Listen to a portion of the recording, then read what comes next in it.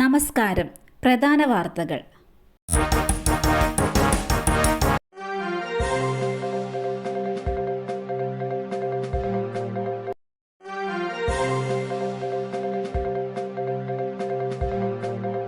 കേന്ദ്ര labour code അതേപടി നടപ്പാക്കില്ല. യൂണിയനുകളോട് ആലോചിച്ച ശേഷം മാത്രം നടപടി. ലേബർ കോഡിൽ പ്രതികരിച്ച് കേരളത്തിലെ പൊതുവിദ്യാഭ്യാസ വകുപ്പിന്റെയും തൊഴിൽ വകുപ്പിന്റെയും ചുമതലയുള്ള മന്ത്രി വി ശിവൻകുട്ടി. മാധ്യമങ്ങൾ തെറ്റായ വാർത്ത കൊടുക്കുന്നുവെന്ന് ശിവൻകുട്ടി വിമർശിച്ചു. കോഡ് അതേപടി നടപ്പാക്കാൻ കേരളം തയ്യാറായില്ല. നാളെ ട്രേഡ് യൂണിയനുകളുടെ യോഗം വിളിച്ചിട്ടുണ്ട്. ചട്ടങ്ങൾ രൂപീകരിക്കാൻ സംസ്ഥാനങ്ങൾക്ക് മേൽ കടുത്ത സമ്മർദ്ദമുണ്ടായി എന്നും എന്നാൽ കോഡ് അതേപടി നടപ്പാക്കാൻ കേരളം തയ്യാറായിട്ടില്ല എന്നും ശിവൻകുട്ടി വാർത്താ സമ്മേളനത്തിൽ വ്യക്തമാക്കി.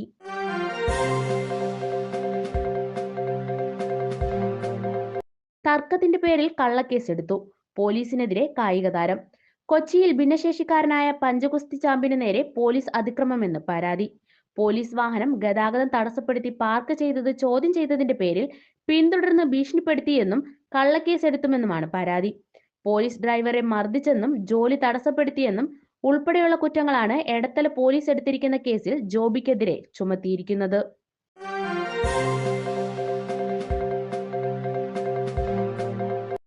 ശബരിമല സ്വർണ്ണക്കൊള്ള കേസിൽ നിർണായക മൊഴിയെടുപ്പുമായി പ്രത്യേക അന്വേഷണ സംഘം.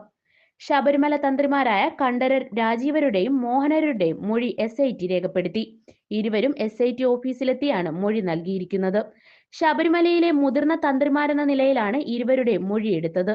ഉണ്ണികൃഷ്ണൻ പോറ്റിയെ അറിയാമായിരുന്നുവെന്നാണ് തന്ത്രിമാരുടെ മൊഴി. സ്വർണ്ണപ്പാളിയിൽ അനുമതി നൽകിയത് ഉദ്യോഗസ്ഥർ പറഞ്ഞത് പ്രകാരമാണെന്നും ദൈവഹിതം നോക്കി അനുമതി നൽകുക മാത്രമാണ് തന്ത്രിമാരുടെ ചുമതലയെന്നും മൊഴിയിൽ പറയുന്നു. അന്വേഷണത്തിന്റെ കൂടുതൽ വിവരങ്ങൾ ശേഖരിക്കുന്നതിന്റെ ഭാഗമായാണ് തന്ത്രിമാരുടെ നിർണായക മൊഴിയെടുത്തിരിക്കുന്നത്.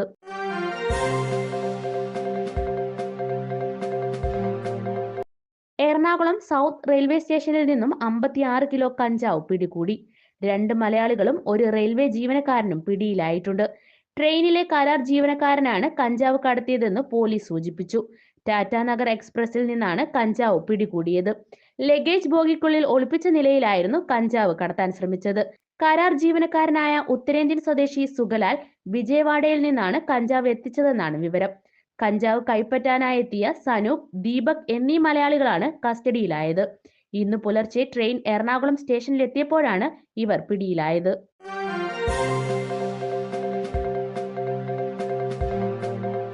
ശ്രീലേഖയുടെ IPS വെട്ടി കമ്മീഷൻ.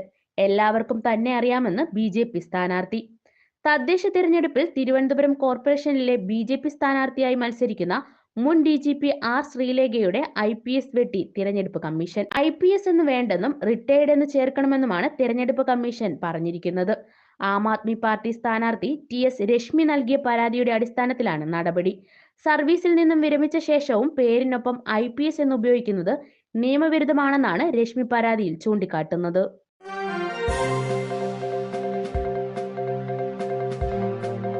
കൊല്ലത്ത് ടിയർ ഗ്യാസ് ഷെൽ പൊട്ടി പോലീസുകാർക്ക് പരിക്ക്. 2 വനിതാ പോലീസുകാർക്കും ASIക്കുമാണ് പരിക്കേറ്റത്. പരിശീലനത്തിനിടെയാണ് ടിയർ ഗ്യാസ് ഷെൽ പൊട്ടിയിരിക്കുന്നത്. കരുനാഗപ്പള്ളിയിലാണ് സംഭവം. ചവറ സ്റ്റേഷനിലെ പോലീസുകാരായ കീർത്തന, ആര്യ എന്നിവർക്കും തെക്കുംഭാഗം സ്റ്റേഷനിലെ ASI ഹരിലാലിനുമാണ് പരിക്കേറ്റത്. ഇവരെ കരുനാഗപ്പള്ളിയിലെ സ്വകാര്യ ആശുപത്രിയിൽ പ്രവേശിപ്പിച്ചു.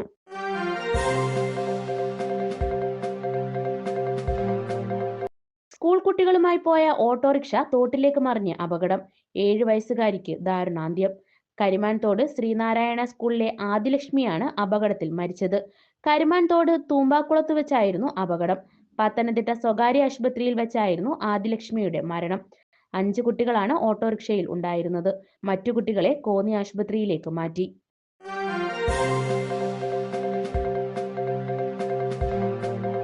വേമ്പനാട് കായലിൽ സുഹൃത്തുക്കളുമായി കുളിക്കുന്നതിനിടെ യുവാവ് മുങ്ങി മരിച്ചു.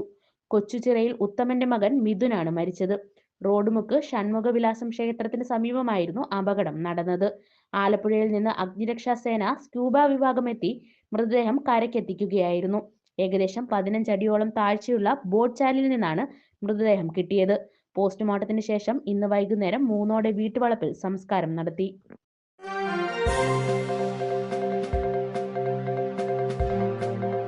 രാഹുൽ മാങ്കൂട്ടത്തിലിന്റെ സസ്പെൻഷൻ നടപടി തന്റെ അറിവോടെയല്ല. രാഹുൽ സജീവമാകണമെന്ന് K. സുധാകരൻ. തീരുമാനമെടുത്ത മീറ്റിംഗിൽ താൻ ഉണ്ടായിരുന്നില്ല. രാഹുൽ തിരുത്തണമെന്നും സജീവമാകണമെന്നും അദ്ദേഹം ആവശ്യപ്പെട്ടു. ഓരോ നേതാക്കൾക്ക് ഓരോ അഭിപ്രായമുണ്ടാകുമെന്നും തന്റെ അഭിപ്രായം താൻ പറയുമെന്നും കെ സുധാകരൻ പ്രതികരിച്ചു. രാഹുലിന്റെ വിഷയത്തെക്കുറിച്ച് താൻ അന്വേഷിച്ചു എന്നും രാഹുൽ നിരപരാധിയാണെന്നും കെ സുധാകരൻ കഴിഞ്ഞ ദിവസം പറഞ്ഞിരുന്നു. രാഹുൽ കോൺഗ്രസിൽ സജീവമായി രംഗത്ത് വരണം. കോൺഗ്രസ് രാഹുലിനെ അവിശ്വസിക്കുന്നില്ല എന്നും സുധാകരൻ വ്യക്തമാക്കി.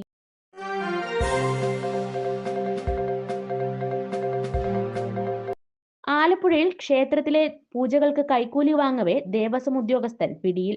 കുന്നത്തൂർ ശ്രീ ദുർഗാദേവി ക്ഷേത്രത്തിലെ റിസീവറും തൃക്കുരട്ടി മഹാദേവ ക്ഷേത്രം സബ് ഗ്രൂപ്പ് ഓഫീസറുമായ ചെങ്ങന്നൂർ പാണ്ടനാട് സ്വദേശി ശ്രീനിവാസനെയാണ് ക്ഷേത്രത്തിൽ പരാതിക്കാരൻ നടത്തിയ പൂജകൾക്ക് കൈക്കൂലിയായി 5000 രൂപ വാങ്ങവേ വിജിലൻസ് കൈയോടെ പിടികൂടിയത്. മാന്നാർ സ്വദേശിയായ പരാതിക്കാരൻ വിവിധ പൂജകൾക്ക് ബുക്ക് ചെയ്യുന്നതിനായി ശ്രീനിവാസനെ ബന്ധപ്പെടുകയായിരുന്നു. പൂജകൾ നടത്തിയതിനുള്ള സൗകര്യം ചെയ്തു കൊടുത്തതിന് പ്രതിഫലമായി 5000 രൂപ കൈക്കൂലി വേണമെന്ന് ശ്രീനിവാസൻ ആവശ്യപ്പെടുകയായിരുന്നു.